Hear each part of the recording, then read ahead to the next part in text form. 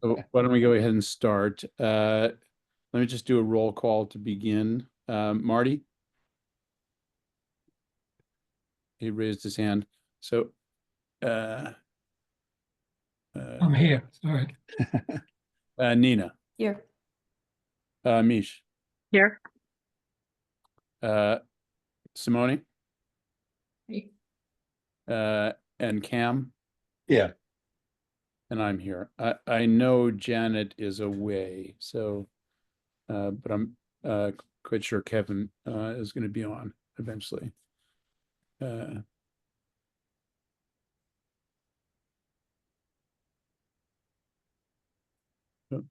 Okay.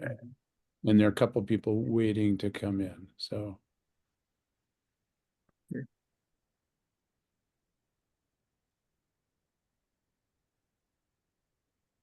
All right.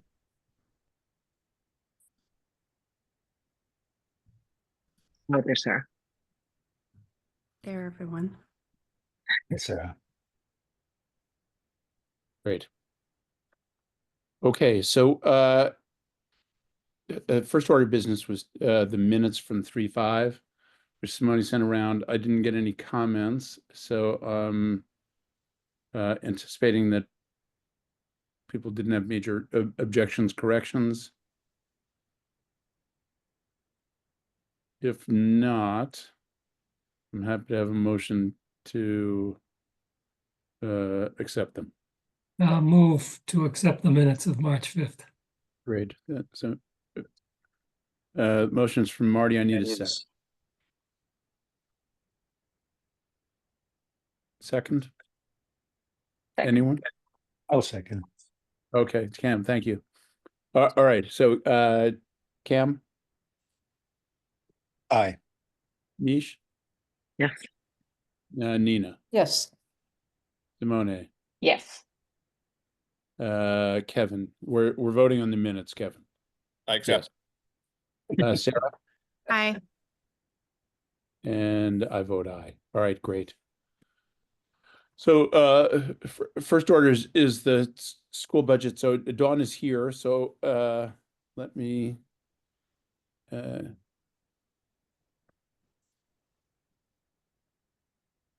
right. So Dawn, the floor is yours. So I think since we met jointly on the region, we did have additional reductions in our version 3.0. I don't know. I assume those were sort of shared with you. I think I did send it out to everyone. So we ended up with an increase of just 0.73% on our total budget. And Dover's assessment actually was reduced by almost 100,000 from last year. So you're looking pretty good from an assessment standpoint. And remember, I'm just keeping to reiterate to community when I present these budgets that a lot of that has to do with the debt rolling off in fiscal year 26. So we are now debt free, but that was $700,000 rolling off of the budget, which is what's helping bring us down to 0.73. We did have favorable health insurance approvals, which you probably would have recognized as well at the town level. So that was one of our largest reductions that we took in version 3.0. Great. Dover stayed the same, but we did make $177,000 of reductions in the in-district, but we put that $177,000 in the out-of-district tuition. And that was sort of, that kept our bottom line the same, but it did provide additional numbers to sort of the move-in cases that we had been talking about. So it reduced that number that we had been talking about because we were able to add almost $200,000 to out-of-district tuitions. Good. And again, that was a very favorable budget as well, mainly because of out-of-district reduction, even though we had to add to it. So I think we feel like from a financial standpoint, both the school budgets are very attractive to taxpayers. We have an abbreviated presentation that the two of our school committee members will present on Monday night. And I will make sure I get that presentation to Chris by tomorrow. but it will just it's very high level, but it allows the opportunity for the school committee to present. And if there's any questions from the community, both Beth and I will be there as well. Any questions about the school budget? We've been through this a few times, so it feels like we should be reasonably on board about things. Mhm. I guess I've And only got a question about the capital side of things on Yeah, the that's what I was going to ask, sort turf of field. where I did send some information to both Capital Committee and Woody and Marty about a vote that the school committee took, regional school committee took last Monday night or Tuesday night as well, to approve a use of $350,000 of E&D towards the turf project. And then they also voted to the residual balance of $1.6 million to be funded by the towns in the manner in which the towns choose, which traditionally has been the IMA. We had our site visit, or our bid site visit on yesterday actually, and had, I think, a good turnout, and we're looking forward to hopefully a competitive bidding process. And when the bids are open on March 27th, we're actually hoping that that $1.95 million that Mark Novak had in his presentation on the 12th will be a little bit lower. And if that's the case, the regional school committee will revote the 1.6 down to whatever the lower number is. Great. So they actually have a meeting on April 1st. It's a joint meeting with all three, but I can put a region only item on there. So I'm hoping that that's going to be the case, that we'll be able to reduce that number even further. And then continuing to try to address any concerns both communities may have about just replacing the turf. I don't know, as you know from that meeting, we had various questions come up, but I think that we have good answers to most of those. And I will add that through further discussions with Sherburne, that we did add an addendum or an alternate to the current bid to replace the chrome rubber with the encapsulated fill. So that just gives you another layer on top of the layer. And so if we need to default to that, we are having that built into the bid. The contract, the project manager told us that was probably around $30,000 or $40,000 more. Because right now we're planning on reusing the fill. As you remember, he said he was going to take it out, clean it, put it back in. But if that is a cause of concern that we can alleviate by spending an additional $40,000, we are making that as an option. So we'll see how that prices out, but that is a consideration that we just added yesterday after the site visit. Great. John, I know this is not your bailiwick, but I was wondering if you have any idea when Sherburne Advisory might be considering this to So vote on. their open hearing, similar to what you're doing Monday night, is next Saturday. And we're, giving probably a little more elongated presentation of that to see where they are. They actually vote that day. So they go through every warrant article and they take their vote, which is why it takes all day to do it. But they will have an advisory vote on Saturday, next Saturday, a week from this good to know. Saturday. Good to Yeah, know. so that's why we're trying to, I think we're going to probably beef up our presentation a little bit on that Saturday, since they do take the vote.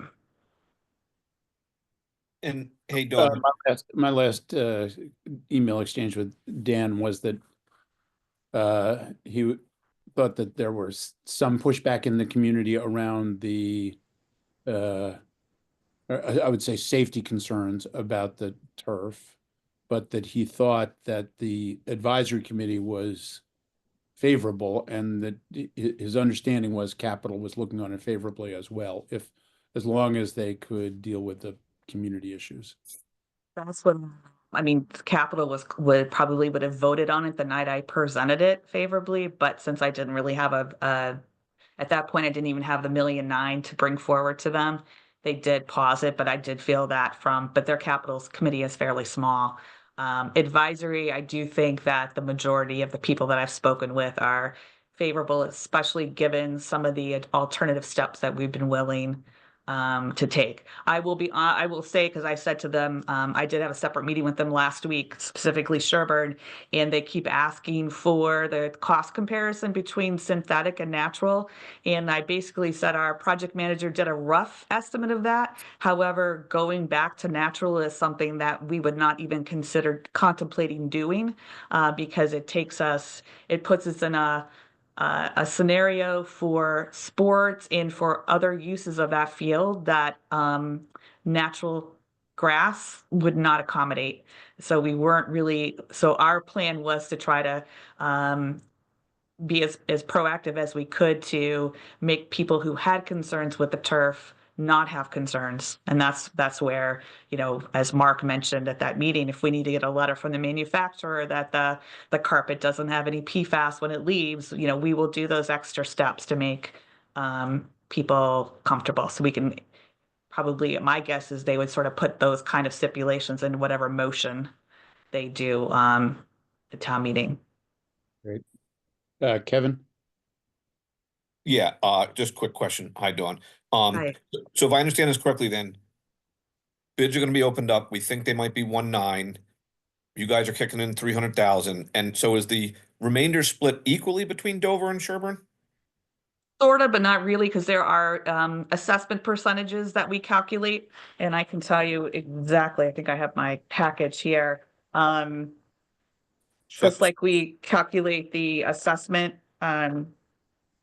percentage, there's one for capital as well. So it's I think you're like 52%, Okay, and they're like 40. Yeah, it's almost 50-50, but not quite. all right. So it's almost, so basically then Here I have it. So you're 53.65. So of the 1,600,000, Dover's piece is $858,400. okay. And it might be lower because you said you don't know where the bids are gonna come in. Yeah, and remember the project manager too also had a 15% contingency built into his 1,995,000. We had the additional drainage testing done last week and there were no issues. Again, it's his cost estimate. We're now out in the open market Right. with whatever swirling around in the market right now, what's happening. But I do know that we had two very interested and two very credible attendees at our site visit on Tuesday, and along with some other people. But I know for sure that two of them are very interested, and I assume they know that they need to compete against each other in order to win the project. So that's what we're Okay. hopeful for. Okay, good. Okay, so essentially then the capital request being made is gonna be around in the ballpark to Dover of about 800,000, give or take. Correct. Okay, and does that include the lights? Is that the whole kit and caboodle for? Yep, that's the whole kit and caboodle. And it'll Okay. be that's a one-time large project because it won't be that size again, because we won't do the fencing for who knows how many more years. Same with the lights. The turf is the one thing that stays constant, but the track, remember, we're going all the way down and we're redoing all the asphalt, the base underneath. Right, okay. Next 2 times around is probably just the resurfacing, not the complete redo. So this is actually a pretty large rehab Right. that we're taking over. And then, Yeah. what about, was there maintenance costs beyond what we normally have, like to think about in the future, or not really? No, it's very low maintenance with the synthetic. Okay, good, thanks. But Dawn, does this number include that shock pad that was discussed at the meeting? Yep. Okay, so that's been added in. And so in 10 years, the expense will be what the cost of just the turf on top, just that first top level? Just like the carpet. Yes. Yeah, the carpet. Okay. And yes. The pad Mark thinks would last like 3 replacements. It's got a 16-year warranty, but that's just the warranty. The life is longer. Okay. Then so no, that the safety component of adding that additional padding was already built into the original project. Great. And so if I know this was in one of the documents, but so in 10 years, if we were just doing that carpet this year, what would that be? I think that would be about $500,000. Okay. Net cost. And then again, it's all the soft costs that you have to add, but it would be a smaller project at that point. So that's basically what it is to sort of redo the carpet. And lastly, one quick thing, probably discussion for their time, but who would be talking about whether it's gonna remain like open to everybody with no charges, or whether it would be kind of, a little bit more tightly administered and rented out to organizations, like both to preserve the life and maybe generate some revenue? Right, so that would be us, that the Oh. business office and the athletic department, we oversee that. So I think there is a desire to be able to have more outside groups utilize it. And one of the reasons why we limited some of that is because of the lights. Right. They are manual, so the ability to be able to have those on a schedule or handle them remotely will give us a little bit more freedom to do that with less staffing cost involved with it. And there's an opportunity with the lights to have a lower setting that can be timed, that we can have the track open for just people who want to come walk. Right. So I do think there's some huge community benefits that will come out of just the light upgrade that will provide, more community usage of the current turf. Okay, thanks. Do you know, and I guess I can touch base with Barry, what was the expectations for this presentation on Monday night? It's always a little gray area. I can tell you, so we're gonna make an overall presentation for all the capital. Your turf field is part of that. I think it would be great if we kind of turned it over to you maybe, and you could just give some background. I am gonna make the presentation for Barry, so you and I can just team tag. I think it would be much more efficient for you to do it than for me to constantly be looking at you for questions. I think it would be great. A couple of things that I think would be great if you could touch upon for the open hearing in Dover. One, if you could just talk about these add-ons that really bolster the health concerns related to the turf, because I know last time that did come up in Dover, so I think it would be great to address it right off the bat. And I think it would be also great if you address the usage of E&D as this being, something the school committee has done annually, that there is still an amount in E&D, right? Because you're not wiping it out, or are you?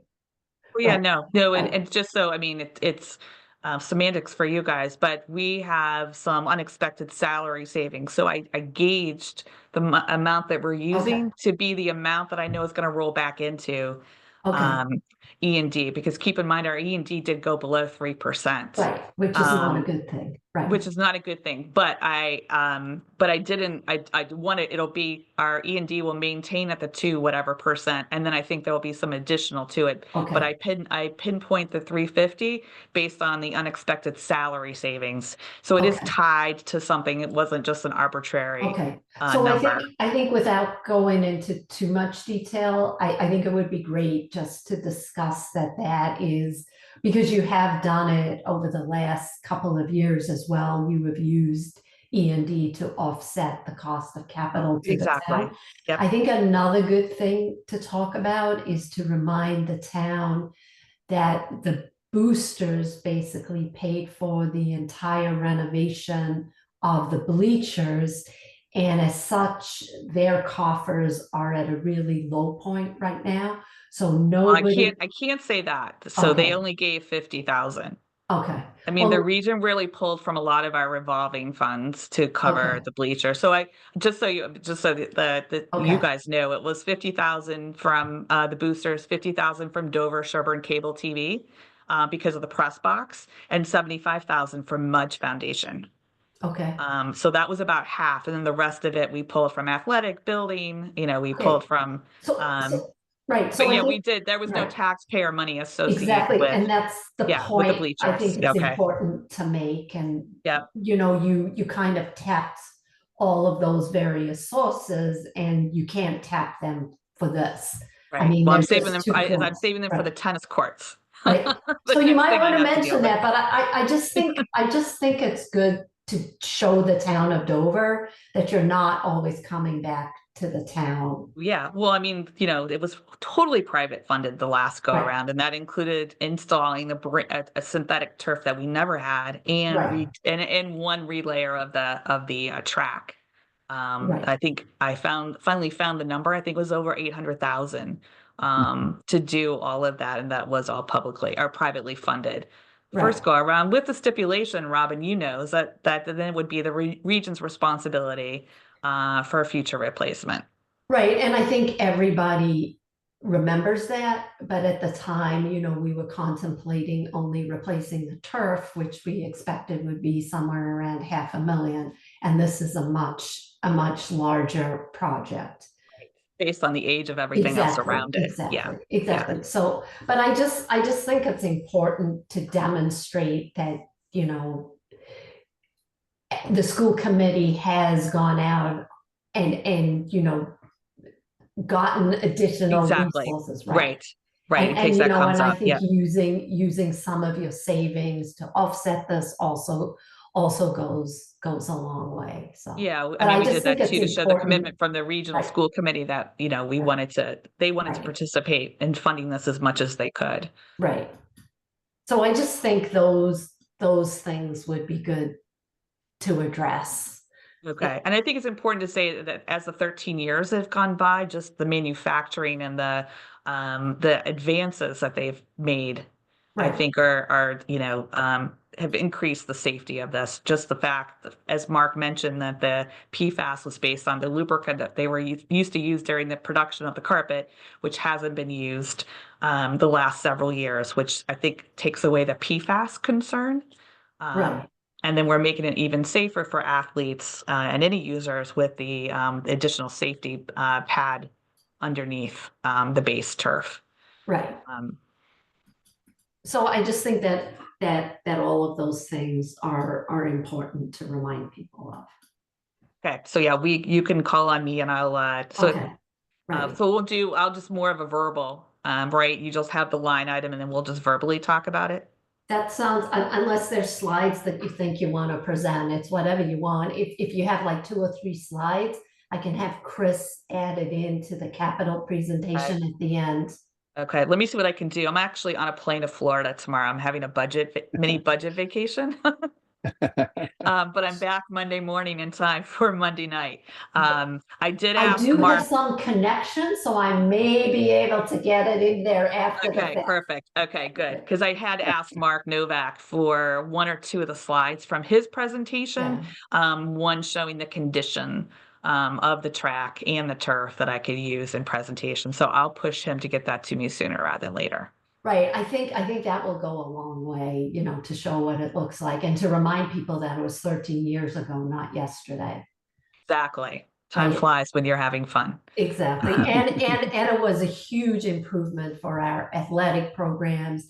I mean, you can, now with the clocks going forward, they can begin to practice for spring sports. Whereas if you had grass, you would just chew up the field.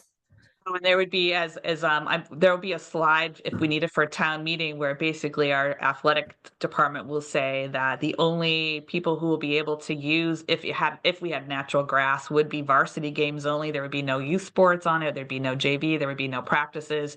And then we're going to deteriorate the condition of our grass fields that we've been using. We won't be able to rotate those the way we're doing now and having such good condition if we have to constantly have them being used. So it would be hugely detrimental to the athletics at the high school specifically, and to the towns by byproduct if we there was any push to not go synthetic. And the other cost, of course, is the maintenance of a natural lawn. So it may be initial capital outlays a little bit less, but if you price it out, it also would be a third well that we would need for irrigation, because now the irrigation that the old one had is being used for all the other grass fields that we've developed. And the maintenance is just astronomical compared to the ease of care of the turf. So it's just making, I think there was one person in Sherburne who sent an article to Dan or something about it wasn't a safety thing, it was more of a, it's not a sustainability type project.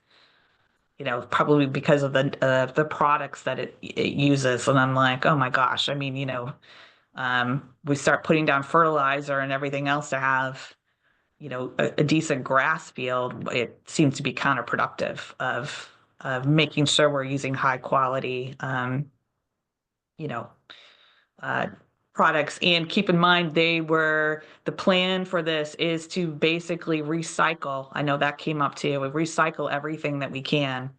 So there will be no, you know, extra trash that we're sending the carpet after it's been cleaned and shaken and all the fill clean for us to reuse is being sent to a recycling plant. So from a sustainability standpoint, I think that's a positive point as well. Okay. Okay, All right. perfect. So I think if we hit those things, I don't know, Woody, Cam, do you think there's anything else Dawn should try and address in our presentation as part of our open hearing? No, I think we're good. Okay, Me too. The operating budget is great, so right, Yeah, right. yeah. So is the towns. It's Yep. just all Yeah. our capital. Yeah, and I think that's where you know, just stressed to you that there should be some money in both towns available with the final debt payment. So you had placeholders, both towns had placeholders in their budget of about 700,000 in total. That we totally timed these higher capital projects to coincide with that. And I just want to make that point because we did push the turf off an extra year in order to be able to come to this point where there was going to be a savings in the operating, that hopefully that money was still somewhere in the coffers, and that could just be easily at least part of that applied to this larger project. And we've got larger projects coming up the next couple of years, which is why I'm saying when Sherburne says, can you push it off another year? I'm like, push it off what? So the next year where I've already got over $1 million worth of needed equipment and roof restorations, it needs, you know, you can't leave this year vacant and not do something substantial over the next 5 years. So say that to deaf ears, but I think there was a lot of thought process that went into our planning of, you know, the capital for the next 5 years. great. Any other Jake. questions for Dawn? I was going to say, I just appreciate you guys' support. So thank you. All right, well, thank you very much. Thank you. See you Monday night. See you Monday night. Have a great Bye, time Dawn. in Florida. Thank you. Thanks. Where are you going in Florida? Going down to see Candace Samorian. Do you Where remember is she? Candace Samorians? They're in Amelia Island. Okay. Yeah, they're residents down there now. Wow. Yeah. I was just in Miami last week, Thursday and Friday, and I asked myself why I was rushing home. I mean, the weather was unbelievable. I know, it looks 75, no really good. humidity. Yeah, so good. Well, I'll see you guys on Monday. Maybe I'll have a little bit more color on me. All right. Well, thanks, Dawn. This was great information, so thank you. Okay, so the other major kind of presentation tonight is on the citizens petitions. Both of the presenters are here, so we might as well go ahead and get started. I think we have Tom scheduled first. So Kevin, do you want to introduce him and set the stage? And Tom, I have it set so that if you have slides, you can share. I do, yes. Yeah. No, Tom, excited you're here for the full committee, and it was great to speak with you the other day. I just to set the stage, it's just it has to do with when you know, property owners are putting an accessory unit on their property, not an accessory dwelling unit, but just like a garage or a Yes. gazebo or you know, a shed or something like that. And the process with which you have to go through in the town and you know, whether a site plan is required, which it currently is. So that's just a little bit of the background. I'm new to the issue, kind of hearing both sides, and so you can take it away, Tom. Kevin, that was pretty good for the few minutes we spent together. So thanks for David that. And I'll get everybody caught up here. I do Yeah. have some slides. I've been working on my presentation, so I hope it'll be under the 8-minute allotment. So let's see, how do I do The this? moderator is very strict. Excellent, excellent. I have been practicing. Let's see. All right. Is it working? Yep. All right. Okay. Let's get started. As an introduction, my name is Tom here. I live at 15 Park Avenue. Since moving here in 1999, did the math, and that's a little over 25 years. Not sure how that happened. My wife and I have applied for a number of building permits for improvements on our property, big and small. I wouldn't necessarily describe the process as simple or easy. It was straightforward and well managed by the building department, and they brought in the Board of Health, the town engineers, Conservation Commission on an as needed basis. So, very, very typical to what I expected. Applied for a building permit late last year and was surprised to learn that the planning board is now requiring site plan review, which is a very formal process for any and all accessory buildings in any zoning district, including residential, as a prerequisite to starting the building permit process, the building permit application process. A clear departure from my previous experience and previous town practice. So I looked into it a little bit and tried to figure out what planning boards are really supposed to be doing, as this was so new. And sadly, nothing is definitively delineated in state law, but in most towns, planning boards are really established to, among many other things, is to think about and evaluate impacts of new buildings, developments on public health, safety, drainage, lighting, etc. They really have no authority over zoning bylaws. That's the building department, if necessary, the zoning board of appeals. They don't really have authority over our wells and septics. That's the Board of Health. Stormwater runoff is a town engineer, and wetlands protection or management is a conservation committee.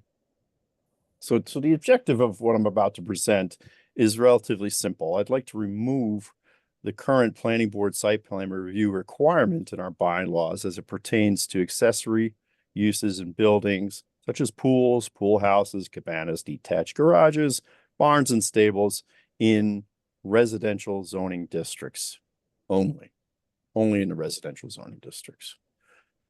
As Kevin mentioned, ADUs or accessory dwelling units are not affected by this, as are non-residential accessory uses or structures requiring special permits. All those remain unchanged and are regulated elsewhere in our bylaws. So those are not part of this, I think, surgical edit to our bylaws. So let's take a look at our current state. Let's see. All right, right now, our current bylaw, what's within the purview of a planning board's site plan review requirement? Commercial buildings and subdivisions, yep, makes all the sense in the world for traffic and on public safety, things like that. Absolutely typical of planning boards to do. Municipal buildings, yep, makes sense, right? They're big buildings, public spaces, potentially traffic, lots of people. Cemeteries, same thing, makes sense. What else? Churches, public space, traffic considerations, right? All these things need to be considered in their overall impact to the town. Schools, absolutely, yes. High traffic, huge public safety concerns, really deserves attention from the planning board site plan review. Also included are not-for-profit clubs. Okay, fine. Not really sure why, but there it is.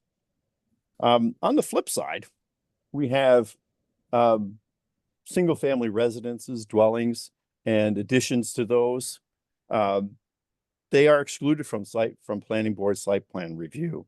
So, for instance, an addition could be an attached garage, a weight room, theater, whatever. There are hundreds of examples of what an addition might be for, but none of those requires planning board site plan review. There is a site plan, Kevin, to be clear, that would be required to be submitted to the building department in any case. So there is a site plan, it's just not site plan review. So here's the question. You contrast the first 5 slides that said 6 slides that have obvious requirements for site plan review for the concerns of a planning board.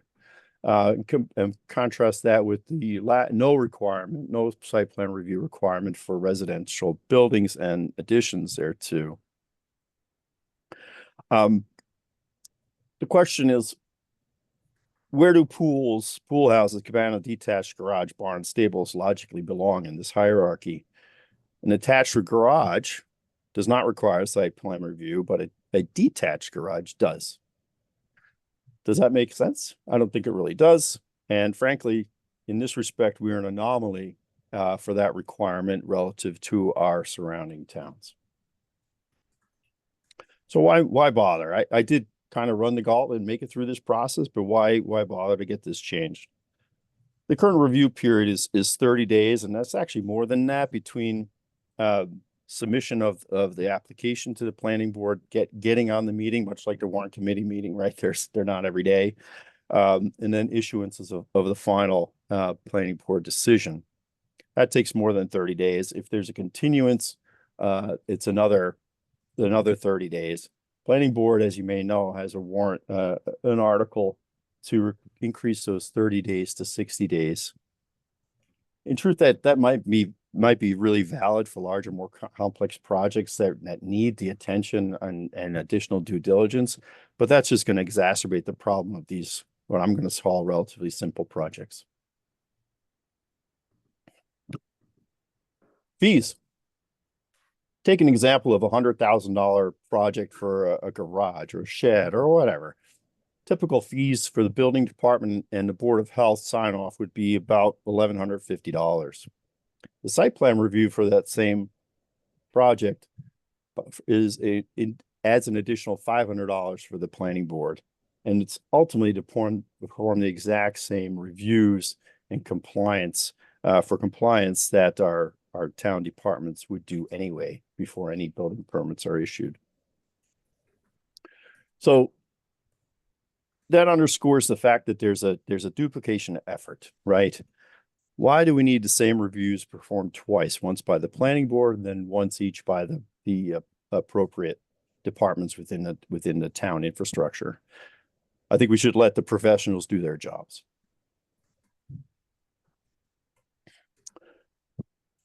One of the reasons that the planning board, I think, is asking for the additional 60 days is simply they're overloaded with the volume of site plan reviews, many of which are these accessory buildings, right? These outbuildings on residential properties. In my opinion, we should take that responsibility off of them and let the building department and the Board of Health, the conservation department, take that on as they had in the past until very recently.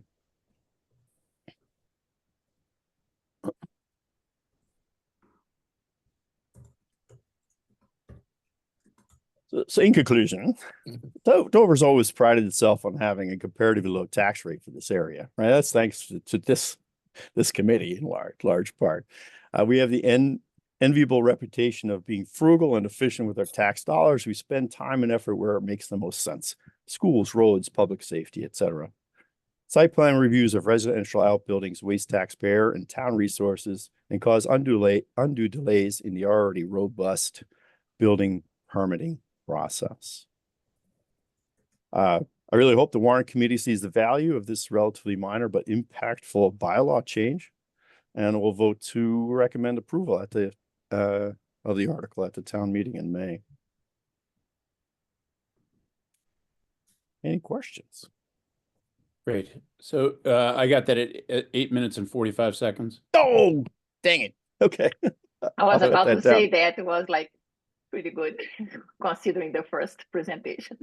So we're not debating the merits of Tom's Nope. presentation tonight. Okay. But we're happy to have questions about factual presentations about his presentation, or questions or comments about the way he's presenting his information. we'll have an opportunity to debate the merit at a future meeting. Yeah, I have a fact question. I just, this had not been under the purview of the planning board, and then it came under, when did it come under maybe this is a planning board question. No, I have just- the answer. Okay. Yeah, and that's where it gets a little confusing and problematic. There was this requirement was added in the 1998 annual town meeting. The planning board created the site plan review bylaw, and in doing so, they added the site plan review requirement to the table of schedule of uses in the bylaw, and one of those was accessory uses,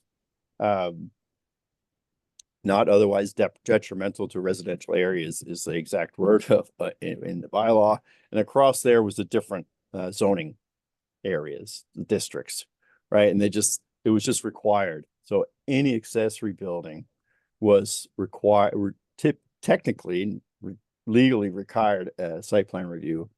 The first actual planning board site plan review of such a project was done 23 years later in April 2021. So despite it being on the books, the same planning board that initiated the change in the site, initiated the site plan review process and determined the requirements of the uses that require. They themselves did not do site plan reviews for these particular projects. And there's no way to tell now, but my sense is that they, as most towns do, don't see this as a useful use of their time. Most towns do not require site plan reviews for residential structures, buildings of any sort. There are some exceptions that I can get into if you'd like. Tom, I have a question on that note. I was going to ask specifically if you're aware how surrounding towns are handling the site plan review for these types of structures, and are we truly the outlier? Absolutely. Yep. We looked at Sherburne and Wellesley, Natick, Medfield, Westwood, and Weston. None require, so let's leave Westwood out for a second. They're the ones that have an exception rule.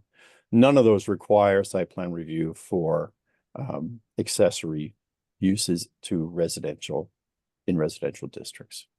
Weston has a carve out in that they don't require typical site plan review, with the exception of properties that lie on officially designated scenic roads, right? So they say, yeah, scenic roads are scenic roads. We want to keep them that way. That's why we're Weston, right? Weston is Weston because it looks the way it does. And much like Dover, right? Has similar sensibilities. So Weston also does not require it unless, you live on a scenic road, in which case they do. So in that case, in that respect, yeah, we are truly an outlier. Thank you. And is your suggestion that we would then serve to streamline the review process for all structures or smaller structures, or to eliminate it from the purview of the current body in its entirety? Yeah, I would characterize this as a streamlining of the process, which right now is redundant and duplicative. The planning board review, ultimately, they don't really have much authority to make changes to zoning laws, right? They just don't have that. That's the building department. So all the reviews that's being done on the site plan review by the planning board is being done again by the building department and the health department, the conservation commission, and so on. So the recommendation is to eliminate the duplication of efforts and remove the site plan review for accessory buildings. It's called accessory uses in the bylaw, but really detached garages and any outbuilding, right? In residential areas. I think in commercial zoned areas, I think it makes sense, right? Accessory dwelling units, unaffected also require site plan review and planning board involvement. Thank you. You bet. And, you know, just for the warrant committee's sake and Tom, I'm just gonna throw out there, like, I don't necessarily know if, Tom, when you're saying these definitive things, if it's true or not. I'm not saying that you're being untruthful, what, from a fact, like, I don't, like, if you're saying enough. like, you know, that zoning bylaws don't come under the purview of a town, of a planning board. I don't, you know, maybe it is, maybe it's not, I don't know, but, I just want to throw that out there that, you know, it's possible. The zoning bylaws themselves are enacted at town meeting. Right, so that's why to change one, this is the process. And to establish new ones, it's a similar process, right? So it might be led by the planning board, but decisions on changing or establishing new bylaws of any sort go to town meeting. Right. In terms of enforcement of zoning, right, that's really the building inspector, the building inspector, building official, zoning official, sorry, is the correct term.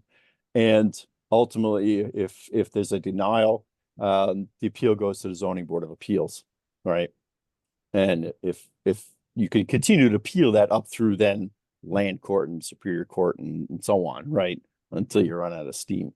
But there is a whole legal process to appealing decisions on zoning bylaw compliance. Tom, I've heard in recent times that there's been some controversy in neighborhoods where accessory units are being established. And it's my understanding that the planning board process is one that pulls in room for public comment. Are you suggesting there should be no public comments at all on accessory buildings? Well, that's sort of the conundrum, right, Cam? If I'm building, if I'm tearing down a house and building a new one, there's no planning board involvement at all. None. They have no input, and it can just happen without. As long as there's no zoning violation, it doesn't go to the zoning board of appeals, and there's no public meeting at all, right? Correct. If I have a house and I put a attached garage on to my existing house and it's all within zoning compliance, there's no public forum, there's no nothing, right? So I'm just trying to harmonize treatment of accessory buildings in residential to the houses and additions that happen. I did speak with Carol Lisbon privately after my experience. I'm one of those, Cam, which is why we're here today. And right, her argument was, hey, this is the only chance for neighbors to find out. Otherwise, they never have a chance. And she's very interested in transparency. And while on the outside that makes a lot of sense and sounds honorable, the reality is that the forum gives voice to neighbors who potentially have complaints about what they do or don't like about the project rather than pointing out non-compliance issues, right? So it feels as if they're being given a voice, but ultimately their voice carries no weight, because the planning board can't deny approval based on zoning violations, right? That's the building inspector and the zoning board of appeals and such. So to me, the whole process, while you might think a public forum is good, is inconsistent with other similar projects of building projects in residential areas. Thank you. Any other questions on Tom's presentation? Tom, just out of curiosity, do you know why they resumed or started doing the assessments in the middle of the pandemic? I hadn't thought about that. I thought it was just like weird. I don't, right? I can't explain is we never did this before. In 1998, we said we're going to do this, and then we didn't do it for 23 years. And I don't know. I don't have the answer to that. You'd have to ask someone who was here at the time, to figure out why we flipped the switch, right? Mhm. Or why we didn't take that opportunity to say, why haven't we been doing these? Probably because it nobody else does it. It doesn't really make any sense. It's not consistent. And change the bylaw at the time. They obviously took the alternative of saying, well, we better do it since it's in the bylaws. Yeah, I think like I would be curious because we all know like how many people were thinking about like having pools in their backyards, like across the exactly. country, right? Exactly. So maybe, people start saying, why do we need to have 10 houses with 10 swimming pools? I'm going to complain about this. I mean, I don't know, but I think it would help to understand a little bit the shift in the mind of the planning board for that matter. Yeah. I mean, to use that example, right? If I want to build a pool in my backyard and I have enough space, right? It's all compliant. The neighbors can say anything they want. I could still build a pool. Yeah. Right? Yeah. No, I understand your point. I would be the just property owner has rights too, right? So, yeah, absolutely. No. Thank you. I appreciate.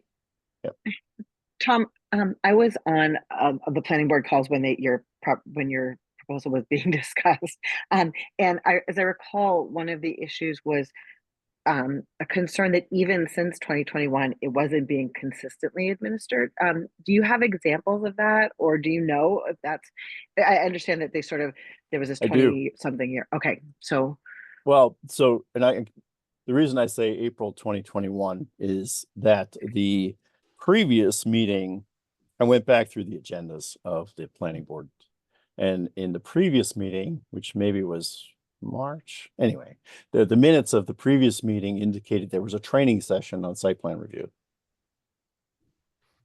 And the next meeting, there were 3 properties, I think 2 pools and a detached garage, were the first 3 site plan reviews of these accessory structures at a planning board that I could find. No, I didn't go back to 1999 and 2000. Right. I tried to find the first one, and the training session to me was a clear indication that somebody figured something out.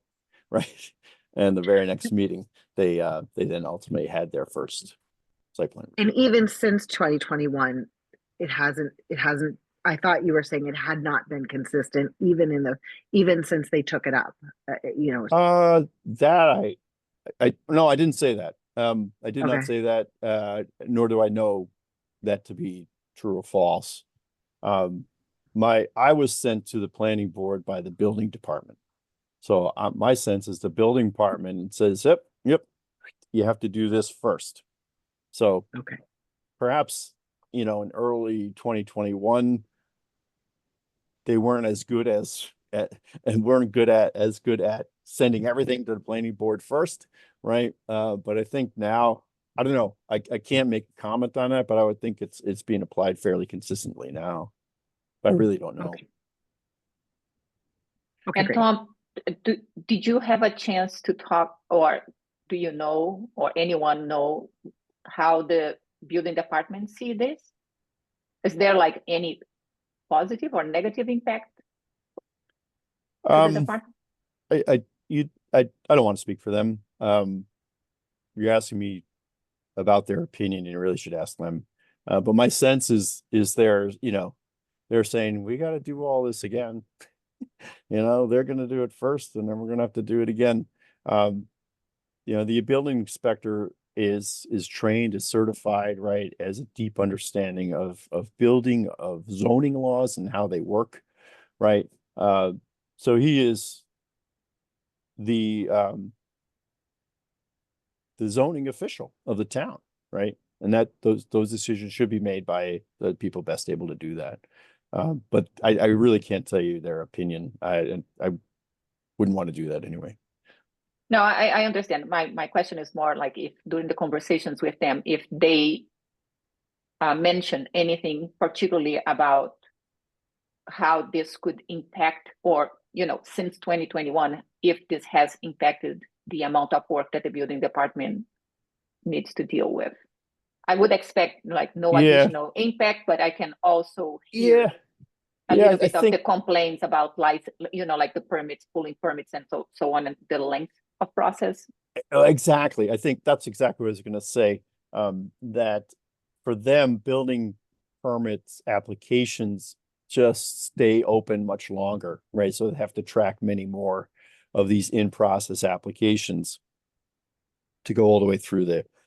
But their work, as I said, hasn't changed. They're still going to do everything they do. Mhm. So in that respect, their work hasn't decreased, right? Their work, I think it's really the planning department staff that's most impacted by the additional administrative effort of all these site plan reviews, the applications that are filed, right? The butters are notified with certified mailings, which costs real money, right? Time and real money for the town to do all these mailings. First, you got to figure out the abutters, and you got to send them all letters and tell them there's a meeting. Right. So it's really the planning department that I would think is most adversely affected by the in terms of additional work and spending. Mhm. Thank you. Appreciate. All right, great. What- Uh, Or can I ask I'm- one quick question, Woody? Yeah, So Tom, when you originally, so you decided that you wanted a detached garage, right? Yep. And your first step into the town, was that with, you filed for a building permit? Yes. And then they felt that automatically triggered them reaching out to the planning board?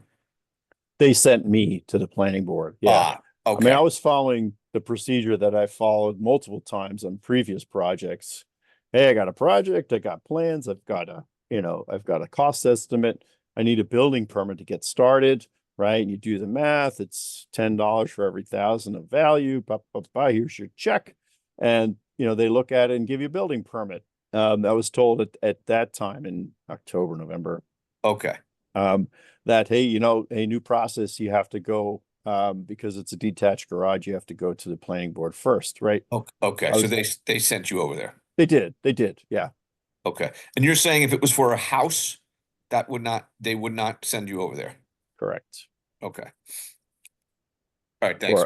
Or attached garage, they wouldn't, Or attached garage, which okay. is sort of the weird thing, right? Okay. all Okay, right. thanks. Tom, thank you very much. We'll see you Monday night. Okay, quick question. I need to send this deck to someone. Uh, Who do I Christopher send? Costello. Okay, Christopher Costello. And Felicia, no? I thought that we And had. Felicia, okay. Happy to copy Felicia on this. Doesn't Okay, doesn't have to go to Felicia. I think it has to go to Chris. He's the one who's putting the slides together. Okay. But it's never a mistake to copy Felicia on anything. Never. That's right. She's always super helpful. All right. Well, thanks everyone. I appreciate your time and what you do for the Warrant Committee in the town. Really appreciate it. Thank you. Thanks, Tom. Okay. Great. So the second petitioner today is Rick Garon, who is here, I think. Yes. Yeah. Hi, Rick. So Simone, do you want to just introduce him and kind of set the stage? Sure. I mean, I think most people actually know Rick, maybe the newbies like me, Kevin, and maybe Nina. I don't know if Mish.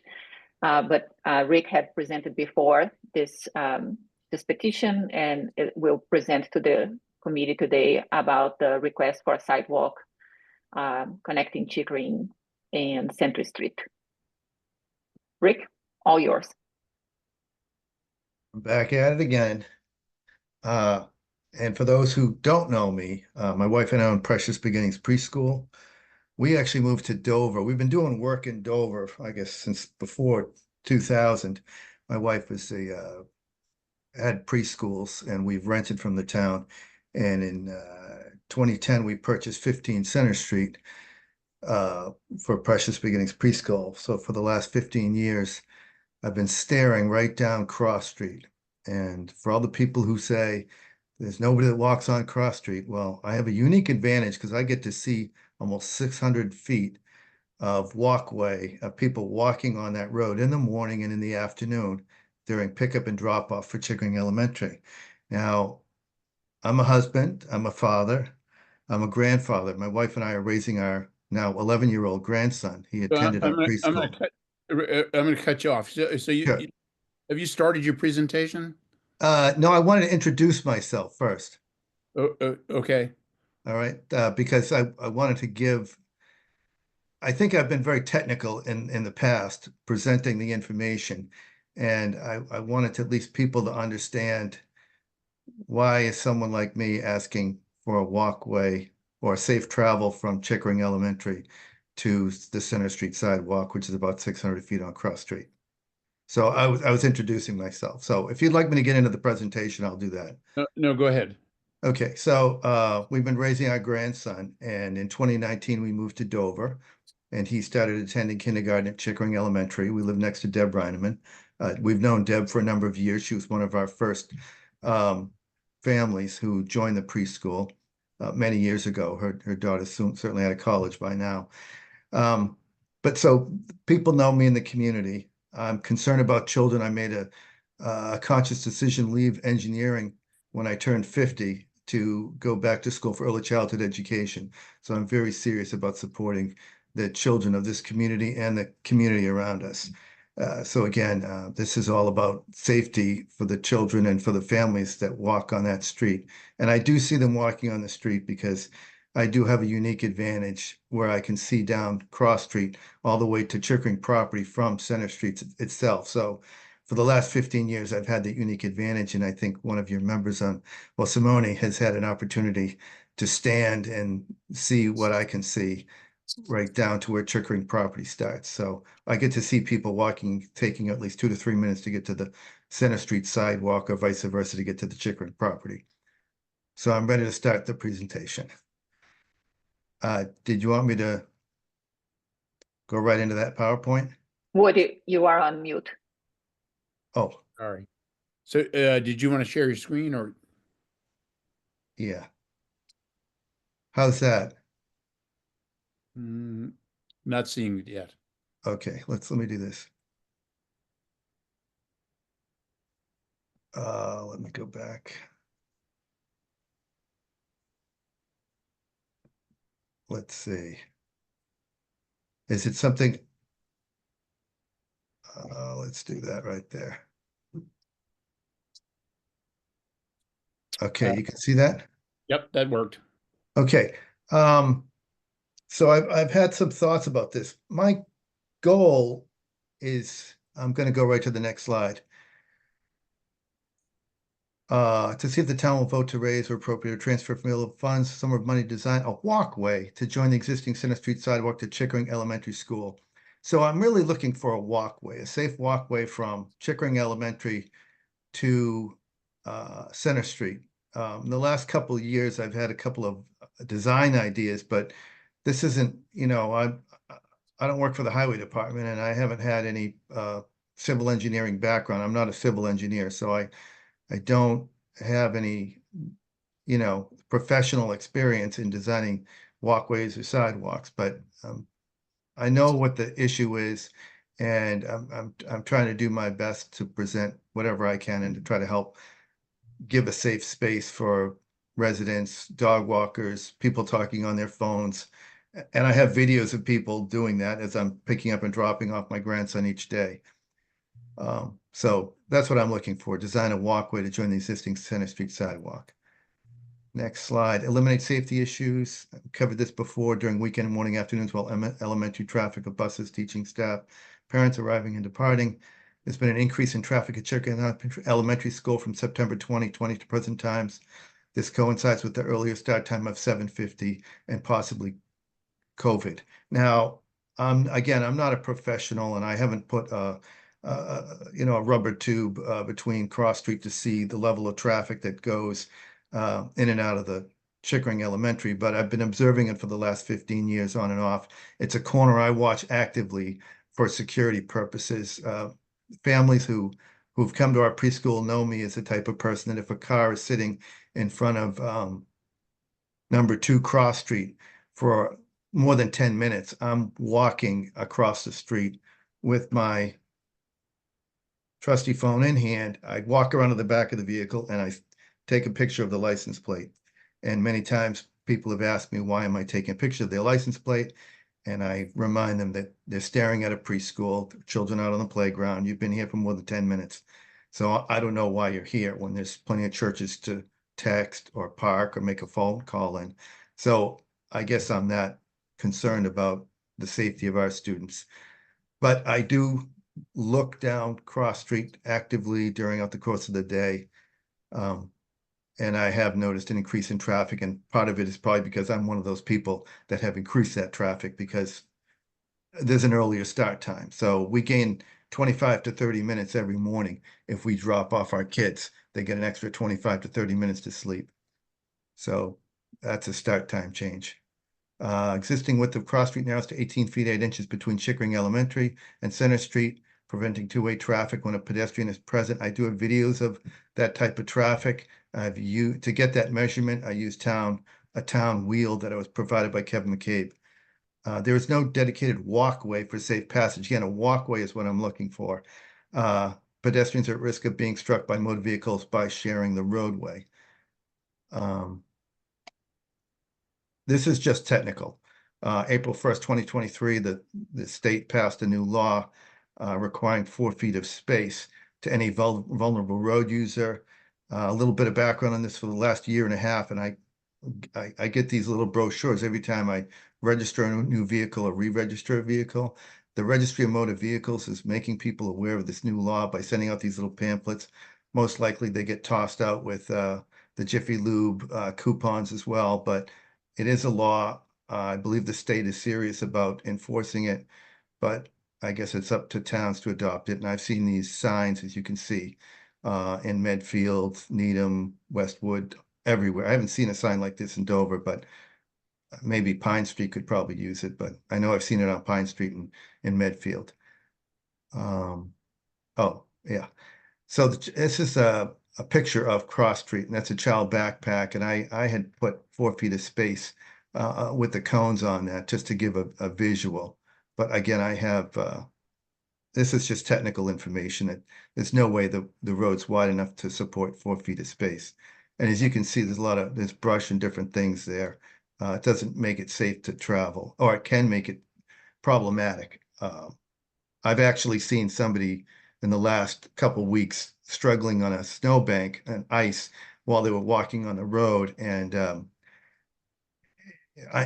I know we're only going 20 miles an hour, so you can pass somebody with giving them 1 to 2 feet of space, but certainly not the 4 feet that the Commonwealth is asking for now, since the passage of that law almost 2 years ago. So here's an example. This is technical information. Bus is 8 feet wide, lanes 10 feet wide. I'm showing another lane 9 feet wide. And here's a car coming up. Cars are generally 7 feet wide. I know people look this up and they say, well, a car is 6 feet wide, but they don't include the mirrors, and the mirrors stick out at least 6 inches on both sides. So it's still not even close to 4 feet. And here's another picture of it. Again, it's just technical information. The town owns 40 feet width of Cross Street. That's a matter of public record. It's on the Norfolk County Registry of Deeds. The town owns 40 feet of that lane. The existing width allocated for both lanes is generally about 19 feet, 20 feet in some areas. That's currently. Possible design options between Center Street and Chickering Elementary is, I've talked to Kevin McCabe. This was a new idea somebody brought to my attention. I certainly appreciate it. One-way vehicle travel lane with a designated pedestrian walkway, or add a sidewalk on town property to the existing roadway. So this is a new thought. I talked to Kevin McCabe. We're exchanging emails right now. So he asked me about this. It was my initial thought that maybe we could just do one way for a certain period of time, just so we could accommodate this pedestrian walkway during school hours. But Kevin McCabe brought it to my attention that technically we can't do that. It has to be one way all the way, because there's no turnaround for people who are coming from the other side of Cross Street. They can't turn around on Chickering property. So they would have to make it a one-way from Center Street to Willow Street. And I can tell you quite honestly, I'm not crazy about that idea. Personally, for myself, because I take trip to Lowe's and whatever, and I use Cross Street and come back that way from the Westwood side. So I think there's an emotionally high cost. for people if it was to go one way. But I do believe in the safety. That would be a low-cost proposal because it's primarily signage and paint on the street. I don't know what those costs are yet. I'm waiting to get information from Kevin McCabe. At last year's town meeting, the town said the issue was cost. I heard that from the Finance Committee. I heard that from the Warrant Committee. It's on the video from town meeting that when I asked quite clearly what the reasons for turning this down was or not recommending it, they said it was cost.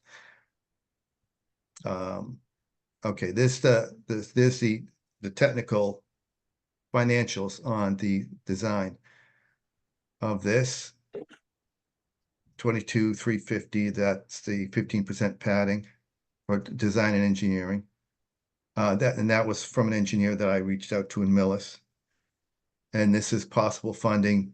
This is only for construction costs. United States Department of Transportation Safe Routes to School program, Massachusetts Department of Transportation Shared Streets and Spaces program pick up the costs for sidewalks, at least for construction costs.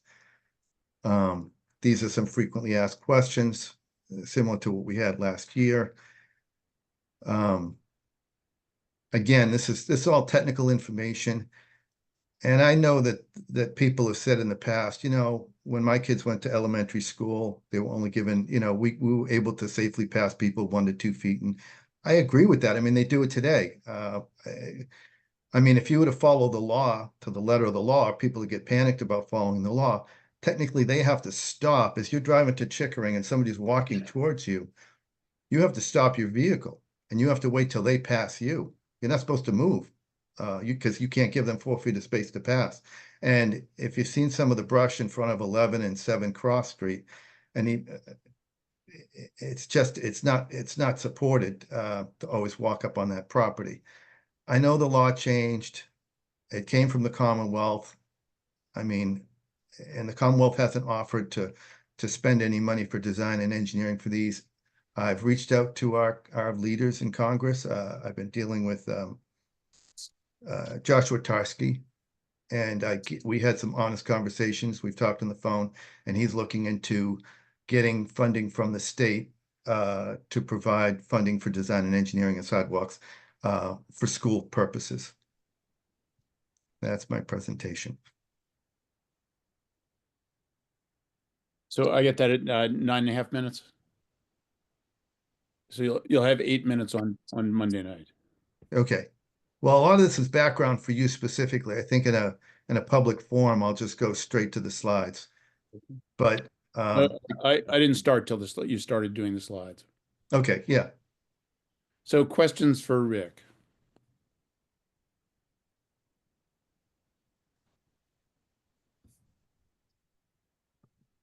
Do you have any, Rick, I was gonna ask about costs. Do you have any cost estimates? Well, the cost estimates is here. Oh, I'm sorry. This is for design and engineering, yeah. And I did get cost estimates that I submitted in a previous slide, but because we're not addressing construction costs and because the Commonwealth or federal money would cover those costs appear to be somewhere between 20 and 25,000 as well for the pavement part of this, the actual construction cost. But that was something, again, I've broken this up because I don't know how the town wants to go with this. I don't know if the town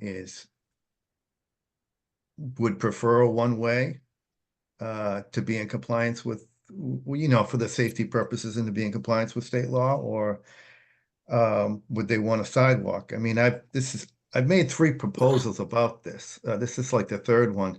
The first one was do it the old-fashioned way, but Craig Hughes isn't here anymore, where he would just go and work with the contours of the land. And if you look at Walpole Street and Center Street, you see how sidewalks kind of go up around oak trees and around different areas.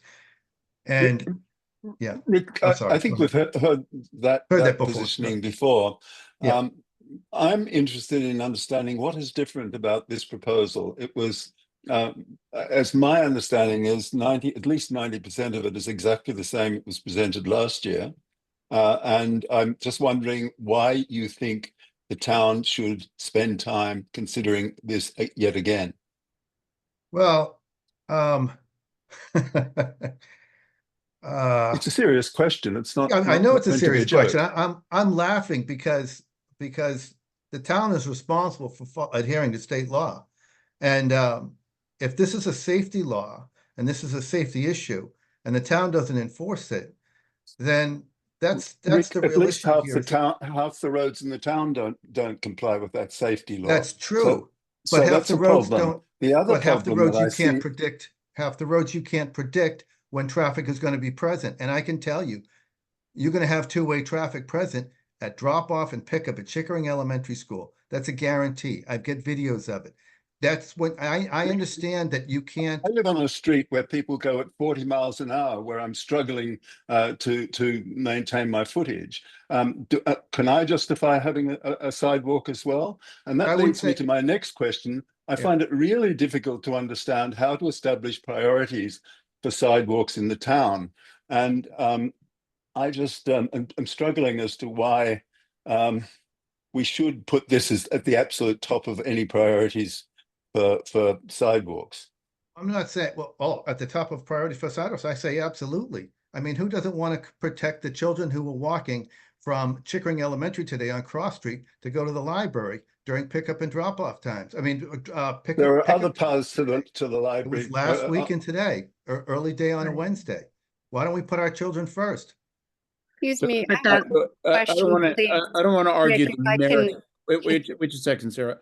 I don't want to argue the merits of the proposal. I'd like people to comment on the proposal itself, how clear it is, whether he makes his arguments in a logical way.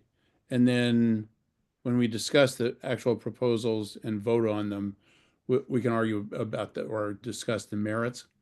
Okay, I have a logical question then, Yeah. which is why why would you connect to Center Street and not Dedham Street? If the sidewalk, I mean, I don't think that the children walk that way anyway to go to school, but but just in terms of logic. Okay, well, actually, there is a walkway that exists currently through Chickering Fields to Dedham Street. So that there isn't already a walkway that does exist between Chickering Elementary that is plowed during snow. They drive their little tractor down there and they clear it through Chickering Fields to the Dedham Street sidewalk. So then why would you need this? Because there are Sidewalk. many children who opt to, let's say, walk to CCD classes when it's snowing out at Most Precious Blood Church, or walk down to the library. They make their choice to walk down Cross Street to get to the Center Street sidewalk, to walk to the library.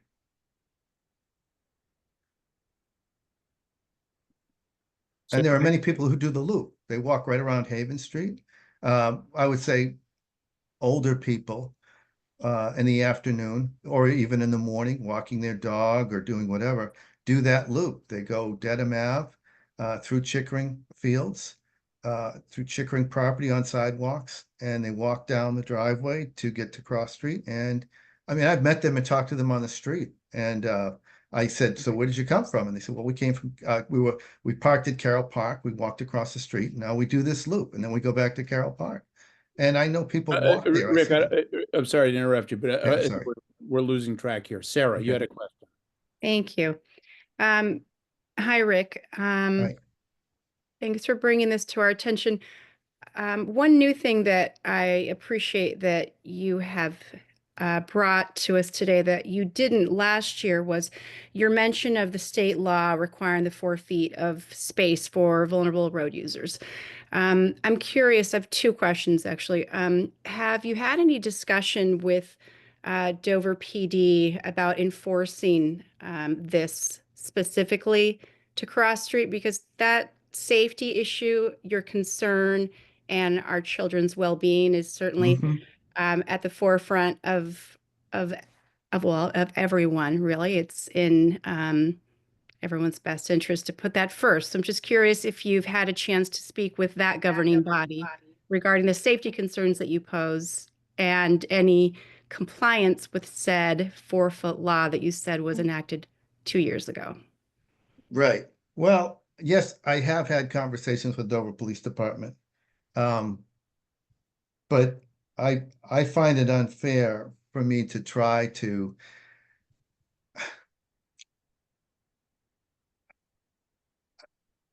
they know about the issue.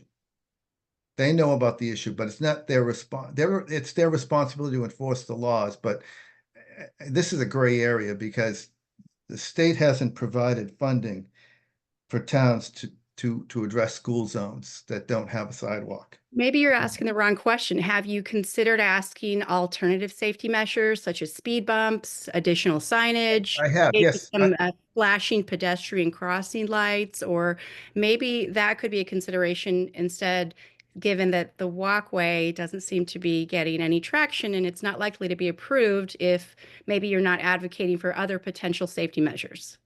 Just Well, my 2 cents. yeah, I agree with what you're saying is I have mentioned to this police department, but I don't think I talked to them not officially. I know there's I haven't had a chance to talk to the new chief about this.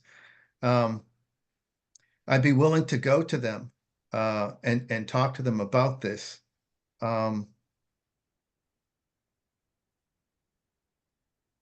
Yes, I mean, I'm happy to do that, to come up, ask them for what their suggestions would be to be in compliance with this law. I'll do that. I'll definitely do that.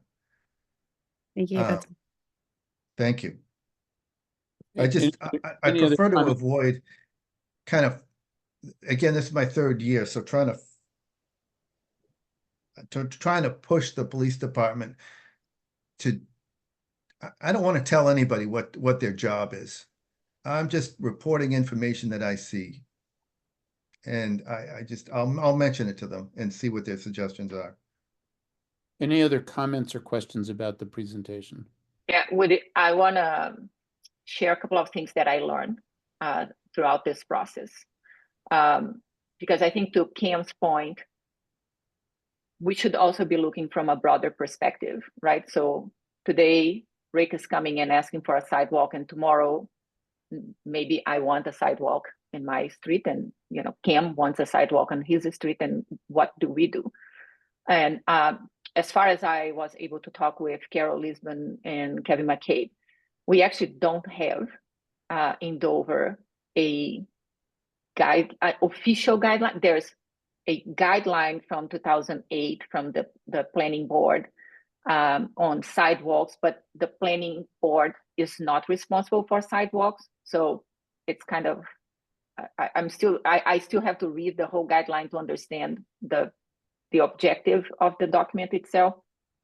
Having said that, Kevin also mentioned that in any sort of case for a sidewalk that it's outside of what they already take care of, which is pretty much downtown Dover and Glendale Avenue, for whatever reason has an exception, it is at least a 2 years project. And an approval would just mean putting more on their plate today without having necessarily the means to solve the whole problem.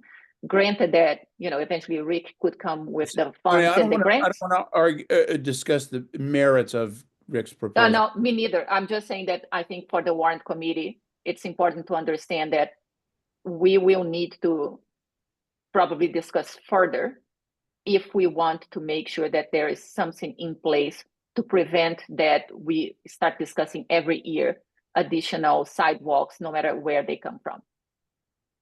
Yeah. All right. Any other comments, questions about Rick's proposal? So Rick, I would say that your proposal is similar in a variety of ways to prior proposals that you've done. But one of the things that has hurt you on the last 2 years has been that the flow of your presentation is not good. It would help you if you had greater structure to the way you present your argument, and have a slide or two about why you think this is important with the data that goes behind it. Present the potential alternatives and the argument for your solution, and really limit it to the 8 minutes that you're going to have. Because if you run over again, as you have in prior occasions, the moderator is going to cut you off, and then you're not going to be able to make the argument. So I think just on the basis of the presentation itself,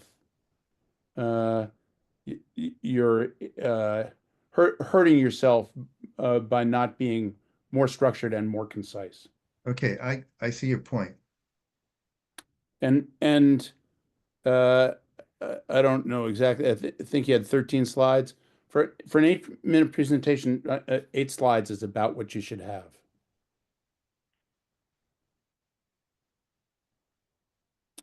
Other comments? If not, great. All right, Rick, thank you. We'll see you Monday night. Thank you.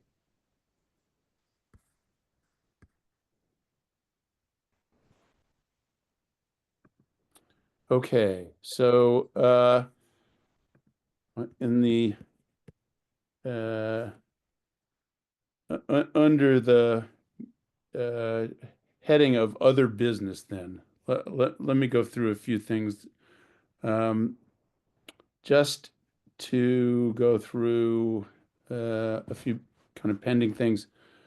It turns out for those of you who who are new to the Warrant Committee, that the Warrant Committee is actually responsible for an appointment to the Personnel Board. This came as news to me when I joined the Warrant Committee. We have had our position vacant for the last year because we haven't been able to identify a candidate. But a candidate has identified herself, and just want to let you know quickly about who it is. Victoria Kane is a resident of Dover, said kids here. She's quite attractive as a potential member of the Personnel Board in that she has a background in HR. She's currently a senior vice president for the Dedham Savings Bank and Trust and their chief HR officer. She found the position on the town website for volunteers and identified herself, submitted her CV and all. I'm going to speak to her on Tuesday night and kind of introduce her to the topic. I'd love to have someone else from the Warrant Committee interview her as well. And then after that, have her, she'll speak to one of the members of the Personnel Board and get their perspective on things before deciding first if we want to appoint her and second if she wants to accept. So I won't press, but anybody who's interested in interviewing or speaking to her should just email me and I'll connect you. Seems like a good opportunity. Personally, I've attended a few Personnel Board meetings and I found them terminally boring. So anybody who is willing to do this, I think, deserves some kind of recognition. So that's the first order of business. The second thing is I wanted to just give you the timeline for the next few weeks in terms of the Blue Book and the write-up. So I spoke to the printer a few days ago and got his sense of things. What he tells me that this year, with a Blue Book that is 8.5 by 11 with a blue cover, he needs the final files on April 1st. He will turn that around within 36 hours, and he needs the final proofs accepted by us by April 6th, so that he can take it to the post office on April 24th, which is about 10 days before town meeting. So that sets us up in terms of what's required. That means that by the end of March, probably March 27th, 28th, we need to have voted on all the town articles to make our recommendations, and we need our write-ups done about the articles. I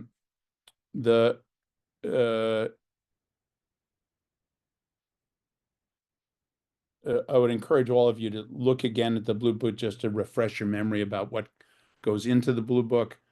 Peter Smith, who was our secretary the last 6 years and is incredible resources, has given me and Chris Costello all his Word files and his Excel files, so that we should be in relatively good shape in terms of putting things together. A lot of the articles don't change all that much from year to year, but you can see that there's likely to be some more contentious articles, in particular the citizens petitions, and it also is possible that there'll be a lot of debate around the capital budget. So all of those things are things that we're responsible for kind of putting in order. The next few weeks, so Monday is open hearing. That's in person at the townhouse. The open hearing starts at 7:30. It's a Warrant Committee meeting. I would encourage everybody to be there, but no later than 7:15. We'll go through almost all the articles and hear and gives members of the town or residents of the town an opportunity to comment in that form about the articles. So it gives us a chance to anticipate what some of the more contentious or more kind of unclear articles might be, and what some of the arguments may be. I will tell you, some of the more obvious disputes surface at open hearing. Some things will show up at town meeting that we certainly don't anticipate.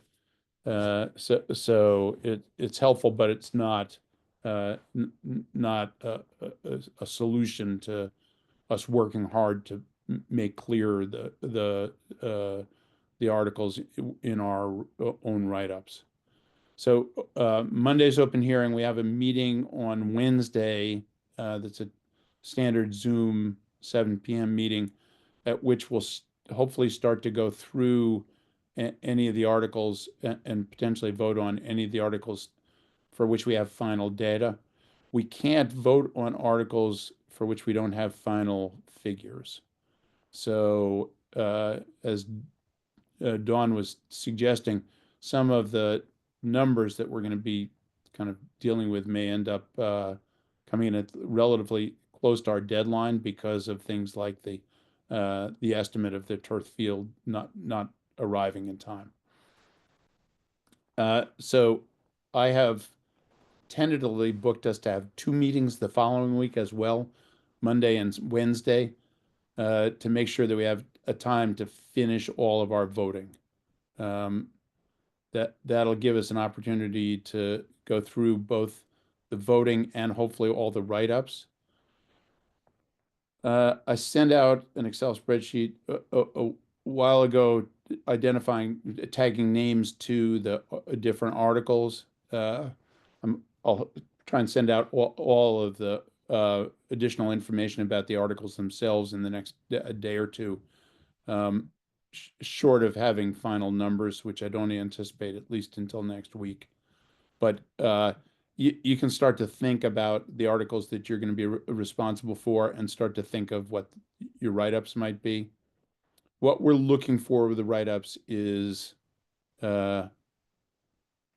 clarity, basically, using kind of common words and phrases to describe things in a non-legalistic way, so that the people who attend town meeting have their best opportunity to understand what we're talking about and then vote on it.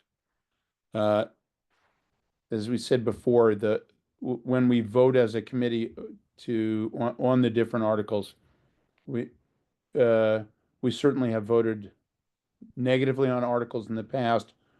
Most of the time, we're voting positively because of the fact that the articles are non-contentious. there is an opportunity for us to have a split recommendation if the committee can't come to consensus. But it's desirable for us to get as much unanimity as we can to make our recommendations as clear as they can be.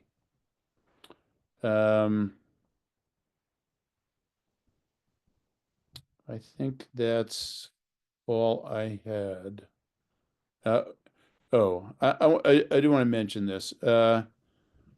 So as you look at the Blue Book this time, and I've looked at it more times than I care to think in the last several weeks, it strikes me that there are significant opportunities for us to improve the quality of communication in the Blue Book without necessarily doing a massive kind of project. So as you look at the Blue Book and read through it again, think about how you might improve it for the future. Because I think after town meeting, I'd like us to continue to be somewhat active as a committee and at least start to think about how we might communicate better, both using the Blue Book and using other fora to kind of clarify for residents of the town what the financial situation is and why we end up recommending things as we do. Other questions, comments? I have two questions. One, didn't we have a third citizen petition? We did. It was withdrawn because the people who submitted actually didn't have a good grasp of what the process is for having a private way taken. In their defense, when I saw that this was a citizen's petition, I tried on my own to find on the town website what the process is and couldn't find it.